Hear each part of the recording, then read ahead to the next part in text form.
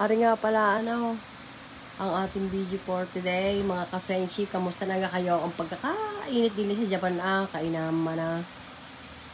Are, ang Yoshinogawa Festival, pagkakadami-daming tao, pero pagka walang festival or matsuri, ayan ay walang tao, ghost town iyan, kainaman na labasan na yung mga tao. Ayan, may stage performance yan, at itong mga umuusok na ito na nakikita nyo, yan ay barbecue place. Pwede kayo dyan magbayad, kaya lang hindi pa ako nakaranas yan, mahal yata eh. Usually naman pumupunta dito mga kabataan, mga mag-anak na may mga bata, ganyan.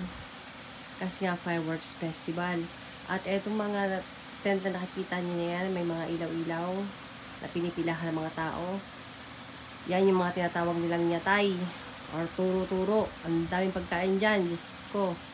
Pwede kayo mamili kahit ano. At doon sa taas na yon, yan, traffic din naman na yan, Pero hindi naman kagaya sa Pilipinas na hindi ka uusog. Nandito kami sa taas ng tulay para kitang-kita namin lahat ng view. Ito lang talaga ang masarap Ito lang talaga ang katotohanan sa buhay. Yung pagod na pagod ka na. Pero, hindi ka dapat sumuko. Dahil, malapit na ang fireworks.